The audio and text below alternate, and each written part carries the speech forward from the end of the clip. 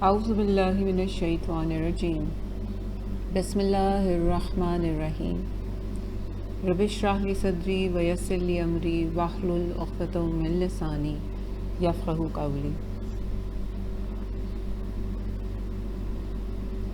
This is the first module which I am taking with my final year. My name is Bilki Shabir and I am Professor of Medicine at East Medical Ward and Chairperson Department of Medicine at King Edward Medical University, and I'm also in charge of the Telemedicine Department. Definitely we would have loved to see you around in the lecture theatre too, all of you crammed up and hanging on the stairs and in the windowsills. But till then, inshallah ta'ala, looking forward to a good interactive session and good interactive sessions during this module and inshallah in future. Hope you're all well and you are our ambassadors to spread the message of SOPs to the public as well as following it yourselves. Inshallah ta'ala, during this module we are going to have sessions on cardiovascular system which are going to be dealt with in form of an interdepartmental approach by the Department of East Medical Ward, the Pediatrics, the Psychiatry, as well as Surgery and Interventional Cardiology. So inshallah, looking forward to these sessions. I'll begin the proceedings of this module with few words of the Holy Quran. Bismillahir Rahmanir Rahim. In the name of Allah, the entirely merciful, the especially merciful. وَالْعَصْرِ. By time. إِنَّ الْإِنسَانَ لَفِي خُسْرٍ. Indeed, mankind is in loss. إِلَّا الَّذِينَ آمَنُوا وَعَمِلُوا الصَّالِحَاتِ وَتَوَاصَوْا بِالْحَقِّ وَتَوَاصَوْا بِالصَّبْرِ. Except for those who have believed and done righteous deeds, and advised each other to truth, and advised each other to patience. La ilaha illallah Muhammadur Rasulullah. And yes, patience is what we need right now during this time of crisis of COVID. And hopefully, by the grace of Allah Almighty, inshallah ta'ala, we'll soon be out of this crisis. A'udhu billahi minash shaitanir rajeem. Bismillahir rahmanir rahim. So today we start off with the first session that has been titled, which I have been given, is Pathophysiology of the Symptoms of the Cardiovascular Disease. Inshallah, soon you would be, back in the wards and you would be coming across patients. But whenever we talk about symptomatology, it's basically history. And always remember, history is like his story, right? Many of you must have had this privilege of listening to stories as children. Maybe abhi bhi sunte ho. And I remember very distinctly from your grandparents, from your parents, from your mothers, from elder siblings, elder cousins. I have a very vivid memory of the elderly of our house, my father, having all the 4 children around him and telling us stories. And the story had to be catchy, right? And you would remember that you would go back to the same individual for the storytelling if you liked the first story. The same is true with the patient-doctor interaction. You know, while you are assessing a patient, the patient is assessing you. So this is, I'm just saying this in general, not specific to cardiovascular disease, but you must have had lectures on surgery and gynae and peds and medicine, other lectures on medicine as well. So it's just in general that while you are assessing a patient, he is developing a rapport with you. So before I start on with the symptomatology, imagine yourself, this is a patient, right? And he comes to me और आगे कहता है कि doctor साहब मैंने आपको दिखाना है. Now look at my body language. मैं ऐसे बैठी हुई हूँ, you know, ऐसे इस तरह, you know, playing with my mobile. जी बताइए, टांग पर टांग ऊपर रखी हुई, जी बताइए क्या है, not even looking at the patient. On the other hand, I turn myself towards the patient और जी अस्सलाम वालेकुम, जी बताइए, तशरीफ़ रखिए, क्या तकलीफ़ है आपको, किस तकलीफ़ के साथ आप आए हैं. So now, imagine yourself in place of that patient. जिस तरह हदीस में है कि जब किसी की बात सुनो तो गौर से सुनो. Turn your body towards the patient, maintain a safe distance, and look at them in the eyes, look at them in the face. ठीक? And they should have the feeling that they have all your attention.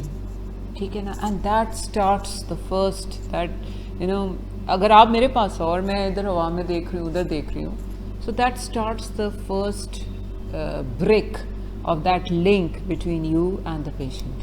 ये आप अभी से सीखोगे, so this would you would carry this on for the rest of your life. The patient needs to feel that they are being listened to. You may be an excellent physician, you may be an excellent surgeon, but if the patient doesn't have that rapport with you, if they don't have that confidence in you, they would not be happy with you. So majority of you must have heard of the various incidences which happen in the ERs and the high risk areas where there are physical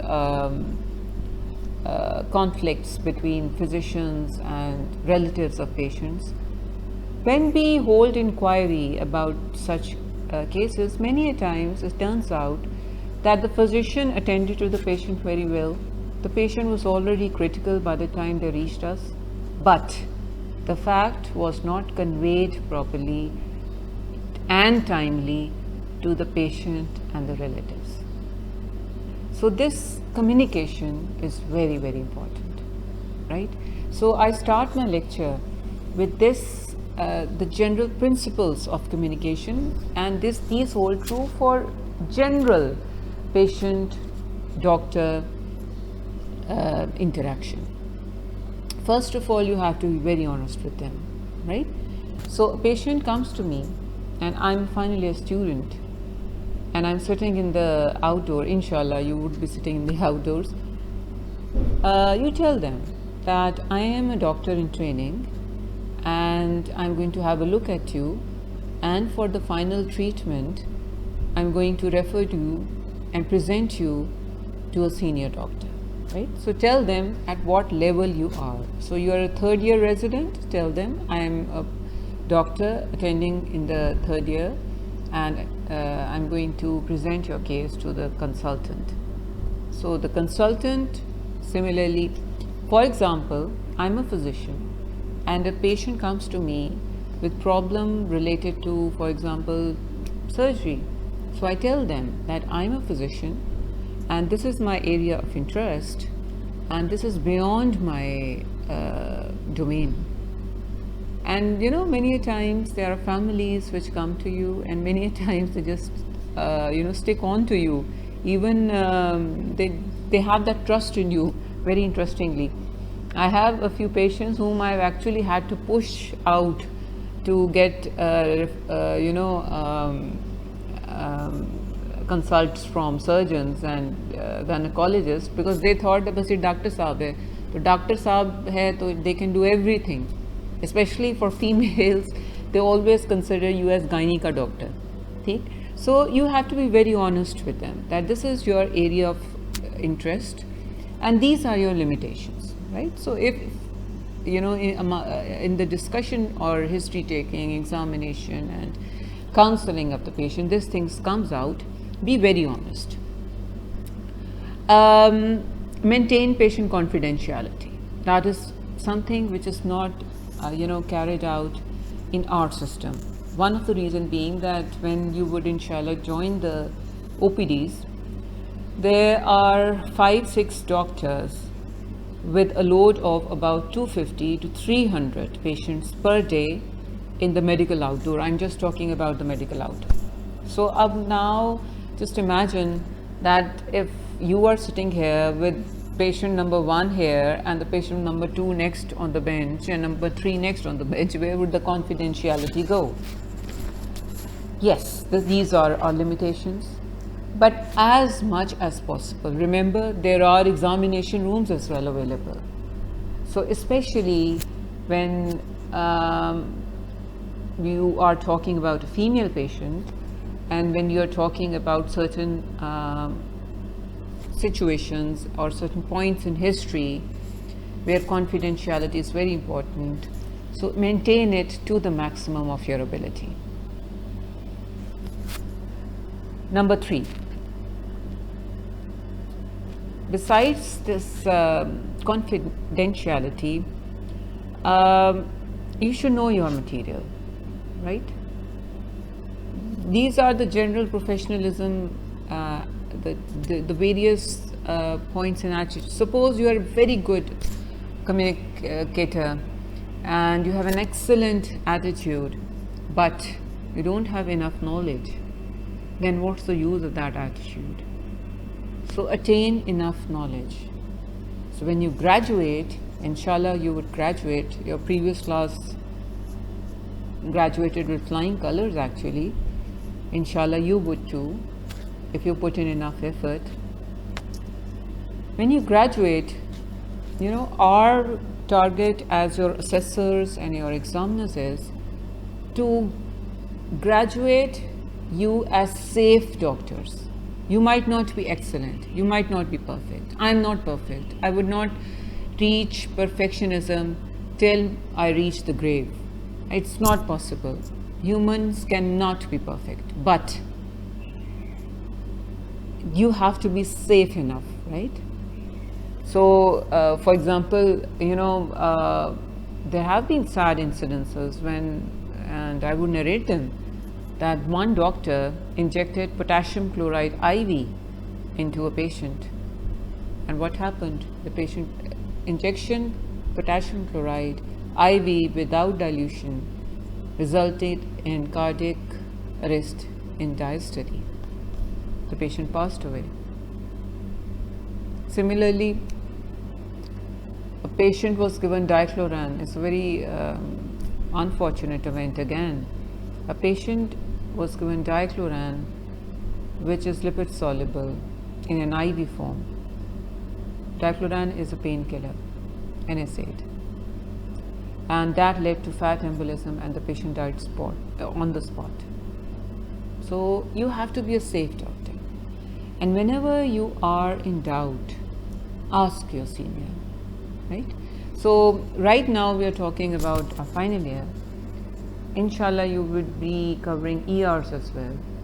Never take any step. You're not allowed to take any step, any clinical step in the management of the patient. Whenever you are observing, observe carefully and make sure that you learn. The safety comes first.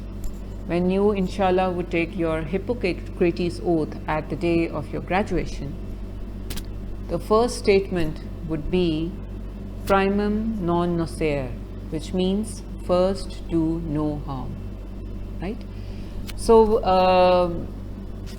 and then in general, this is for not exactly at your stage, but have an appropriate relationship with the patient.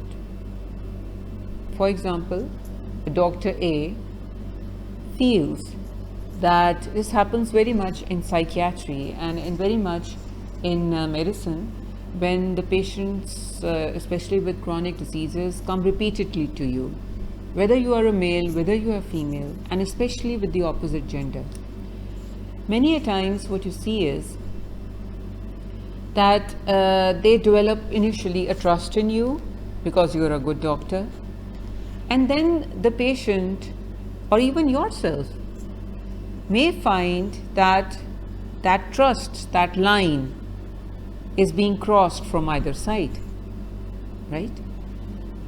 So you have to maintain that line, and in case that line is difficult to be maintained either by yourself or by the patient, for example, you start liking your patient for some reason, and you think that you may be involved in further relationships with the patient besides a doctor-patient relationship. You can do that. That's not prohibited in any religion. But then you have to tell your patient that this relationship is to stop. I'm going to refer you to some other doctor, and in case you want to continue with the other relationship, right? So be very pure in your relationship with the patient. It has to be a doctor-patient relationship, and it has specifically been seen in psychiatry, especially when you are, and the psychology, when they dip into the inner thoughts and the inner experiences of the patients, and especially in medicine as well. We have seen patients in medicine, they open up to you, they open up with very intimate details, and you have to get those details, but this rapport has to be purely a clinical doctor-patient relationship. So these are the basic things which you should follow. Plus there are many other, and very important, you should maintain the cultural norms. So for example, if I'm sitting in UK and there's a patient of opposite gender coming up to me, I might say hello, hi, assalamu alaikum, and I might, or good morning, and might shake hands.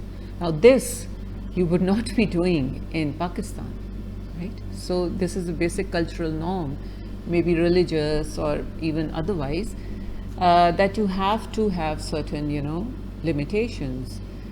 You do not expose in any situation patient just like that out of the blue.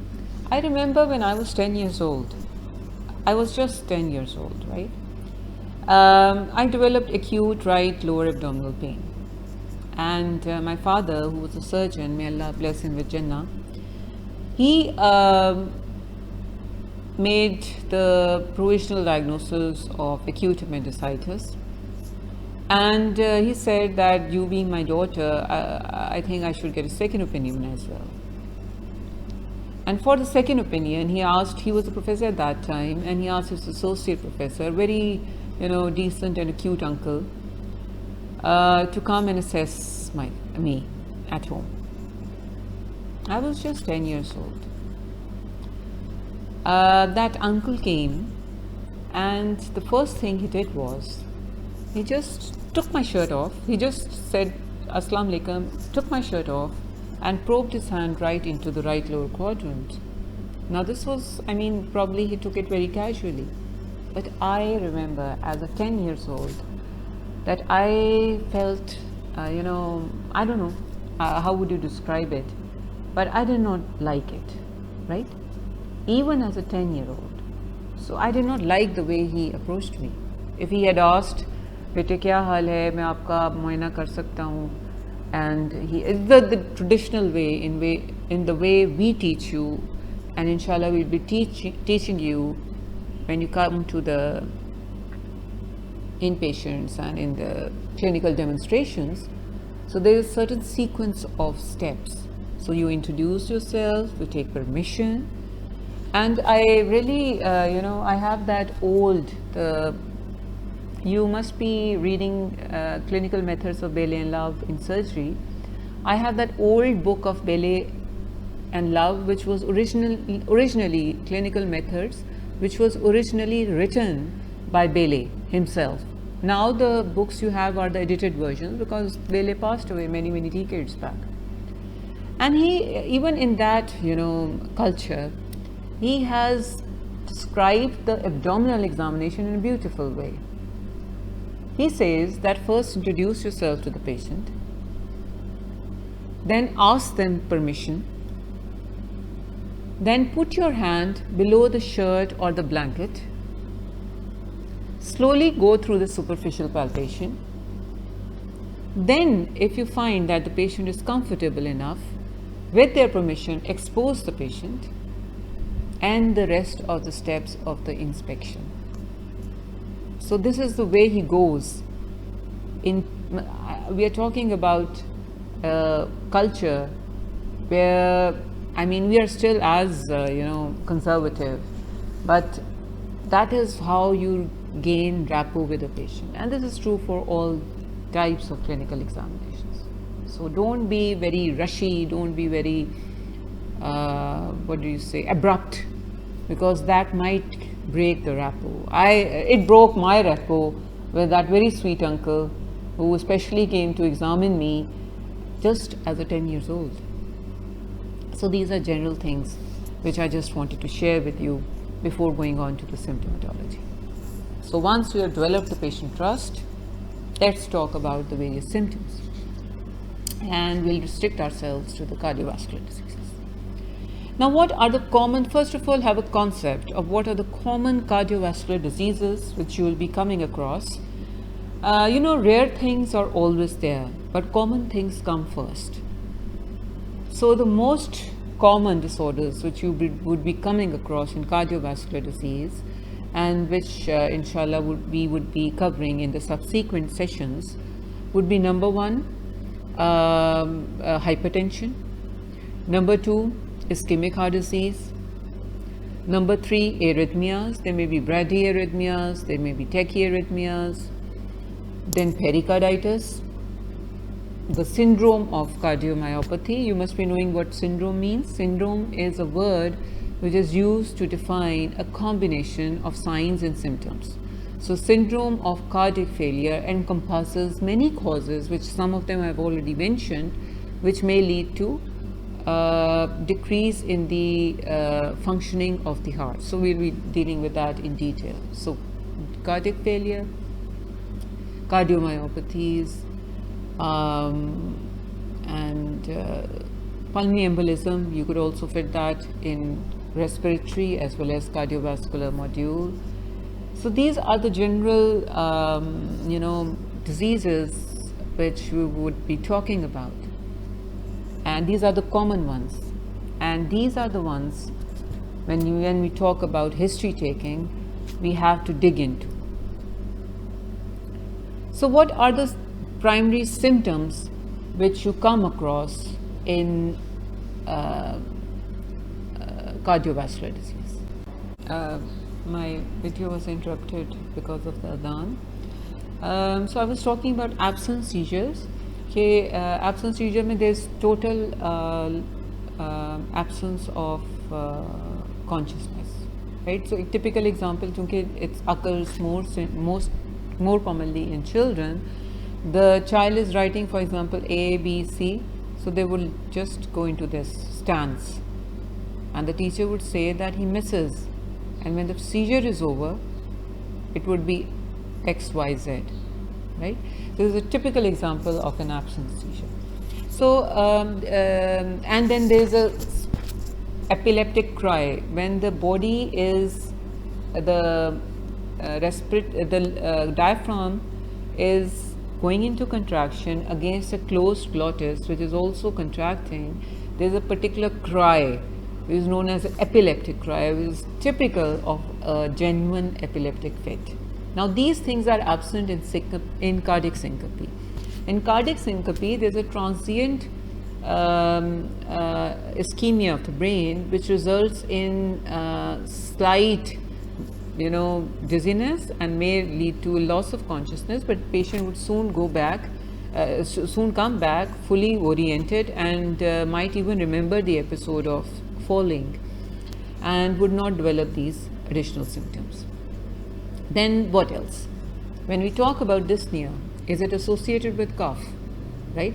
So remember, cough can be secondary to cardiac failure. It can be secondary to cardiac asthma.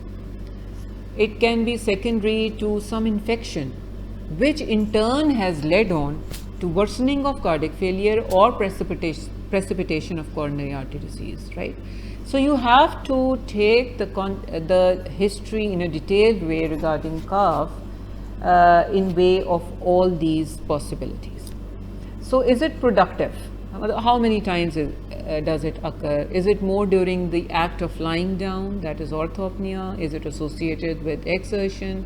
Is it associated with chest pain? Is it associated with phlegm? So is there sputum? If there is sputum, what is the type of sputum? Is it frothy sputum? Frothy का मतलब होता है झाग, जैसे आप cappuccino पीते हो तो कैपुचिनो के ऊपर झाग बनती है. So is it pinkish frothy sputum? That would indicate alveolar secretions being poured out, indicative of cardiac failure.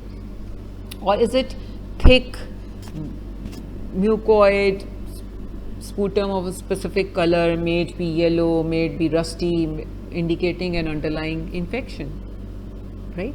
So some bacterial infection. So you have to check out what is the specific type of sputum, which is, if there is productive cough, what is the specific type of sputum which is being spilled out, what is the amount of sputum, and what is the specific time that the sputum comes out the most.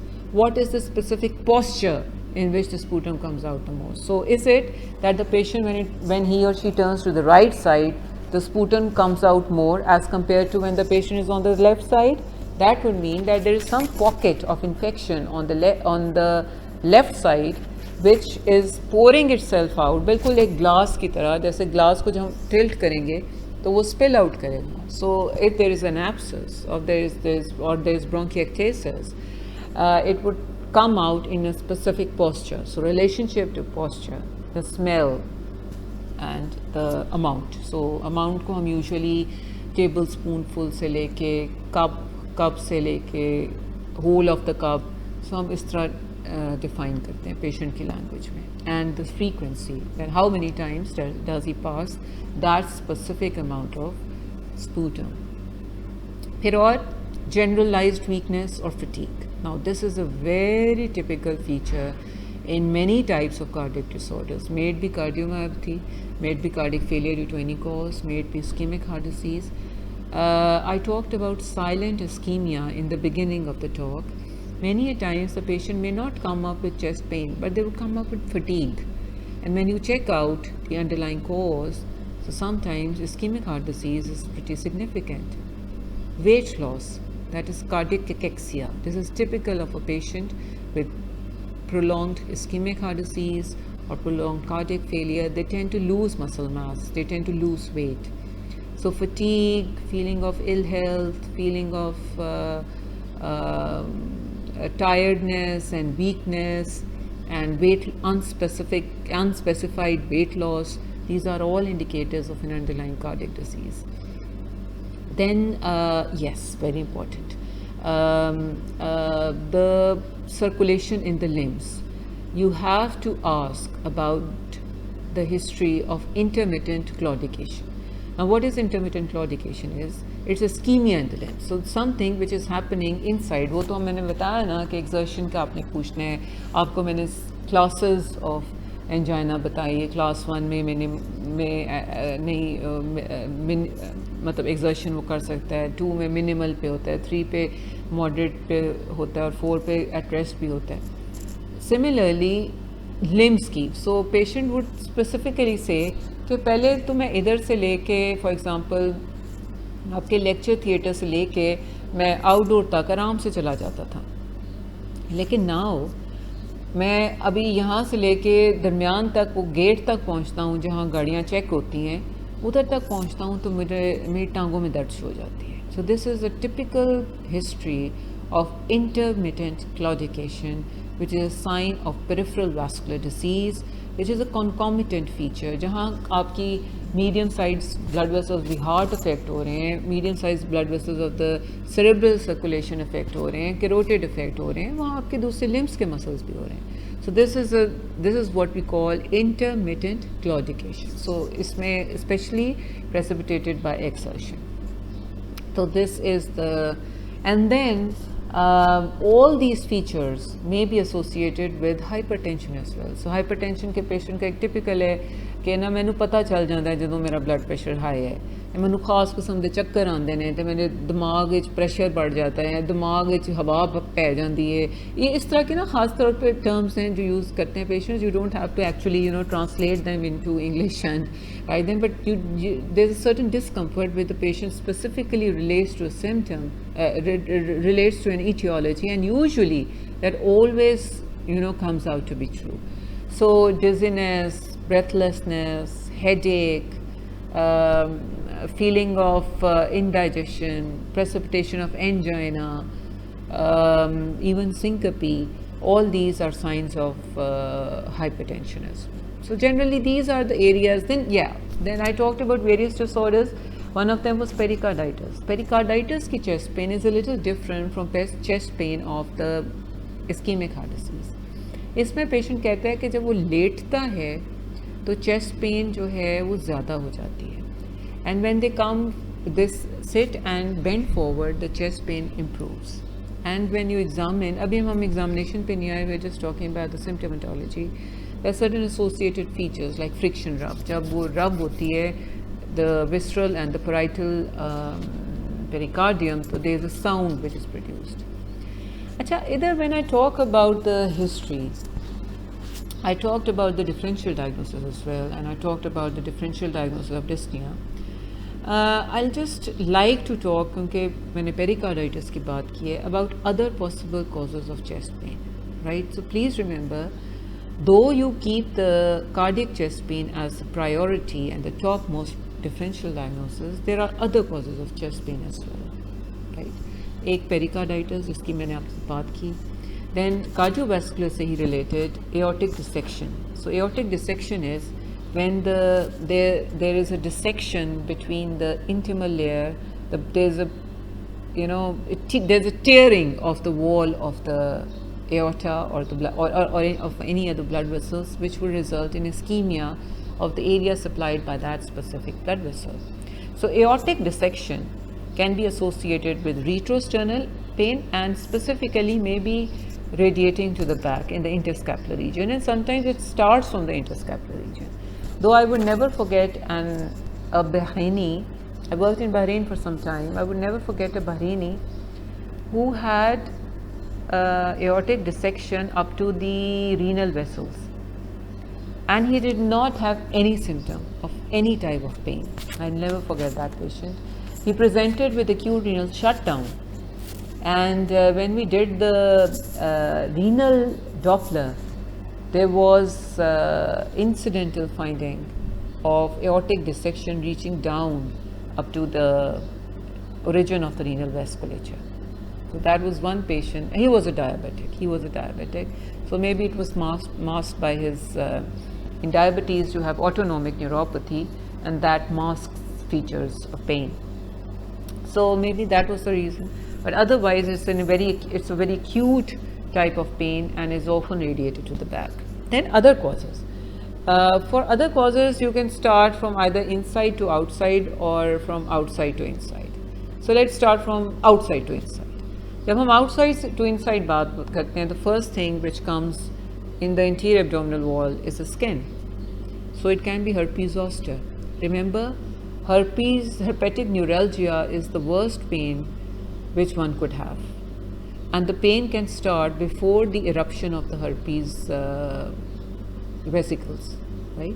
So please remember that this neuralgia can occur prior to the eruption of the rash, and that is the time when it can often be missed. So you should follow the patient up for eruption of rash, and that would be typically dermatomal. So it would be in a specific distribution of the nerves. So then skin se aur niche jao, so we have accessory tissue, which is the breast tissue. Sometimes this is missed, especially in females. So patient aati hai female of breastfeeding, history of breastfeeding, कहती है मुझे chest pain हुई है, आप उसका ECG तो करा लेते हो, but you do not examine the breast. There may be an abscess lying inside. There may be a local, lesion lying inside. Patients beyond the childbearing age may be carrying, even during the childbearing age, may be carrying a tumor inside. So remember, examination of the breast, both in the males and in the females, is of utmost importance. Then beyond the breast, अब आप अपनी पहली सब stage याद कर लो जो pectoral region में थी, उसके पीछे क्या आ जाता है, ribs and the rib cage, right? So there may be costochondritis. Costochondritis, जहाँ cartilage and ribs are joining, these joints are known as costochondral joints. There may be costochondritis in various viral infections, also known as Tietze's disease, right? So there may be chest pain, and the diagnostic feature, this chest pain would be, there would be local tenderness. तो आप देखोगे patient कहता है मुझे chest pain है, जब आप उसके लोकली कॉस्टोकॉन्ड्रल जंक्शंस पे आप फील करोगे, कहेंगे हाँ दबाने से ज़्यादा होता है. So that gives you sort of consolation that this is not cardiac pain. Similarly, there may be spasm of the pectoral muscles. So patient ने कोई बॉडी बिल्डिंग की, पेशेंट ने कोई वज़न उठाया, पेशेंट ने कुछ अनड्यू स्ट्रेस किया या कोई ख़ास पोस्चर में सोया, there may be spasm of the muscle. So that would be increased when the patient moves this with the movements of the arms. So it would vary with the movements of the arms. So that's the diagnostic. फिर और पीछे जहाँ हमने कॉस्टोकॉन्ड्रल junctions की बात की, वहाँ ribs. सो rib fracture specially elderly में या ऑस्टियोपोरोटिक पेशेंट्स में या ऑस्टियोमलेशिया के पेशेंट्स में, trivial trauma. Even I have seen elderly जो नहीं मूव कर सकते, दे आर बेड रिडन, जब उनको सपोर्ट करके व्हील चेयर पर बैठा रहे होते हैं या मूव अराउंड कर रहे होते हैं, तो they develop these fractures. rib का fracture is a very painful condition. Why? Because इसके बिल्कुल नीचे विस्ट्रल प्लूरा है और parietal pleura है, and parietal pleura is innervated by the dermatomal distribution of the nerves. So उसमें फिर there is a very very specific chest pain, और it increases, this pleuritic type of chest pain increases when the patient inspires and the lungs sort of expand, and there's irritation of the parietal pleura, and this is typical of pleuritic chest pain. फिर और अंदर पीछे जाओ तो हमारे पास आ जाता है the spine. Spine में there may be local compression of the nerves resulting in dermatomal type of chest pain due to any reason. Traumatic compression fracture हो गया है, या फिर पेशेंट को पॉट्स डिजीज़ है. पॉट्स डिजीज़ होती है ट्यूबरकुलोसिस ऑफ द स्पाइन, और यहाँ पेशेंट को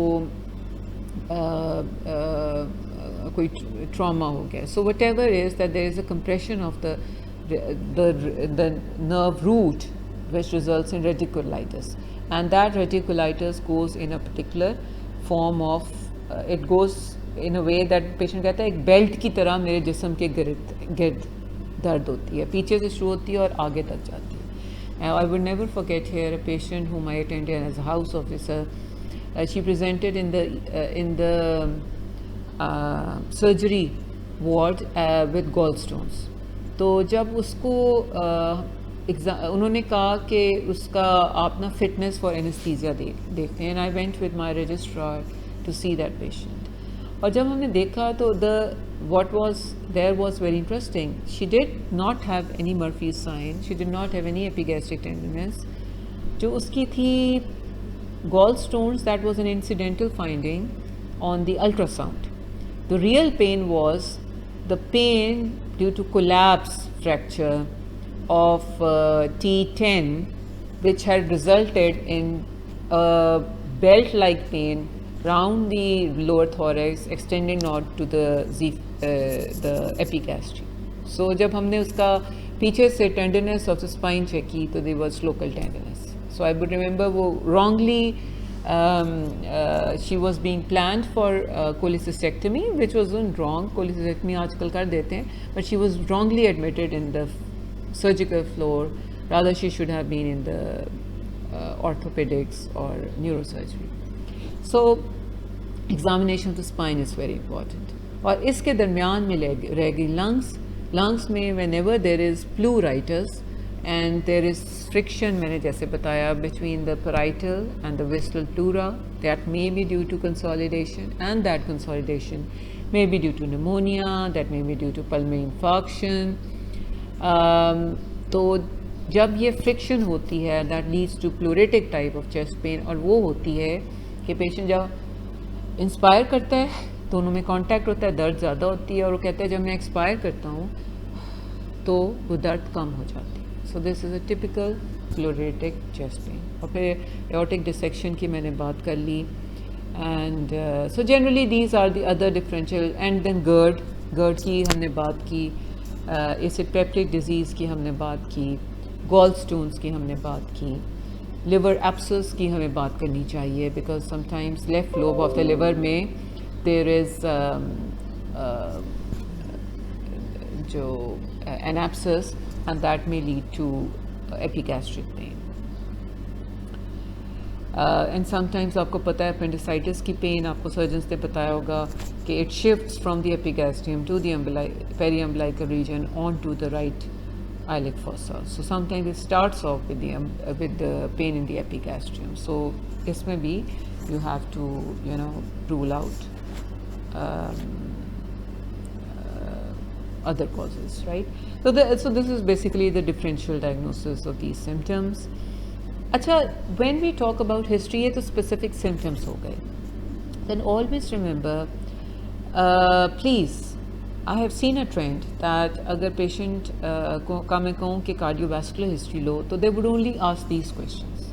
They would not go on to the systemic history. Systemic history is very important.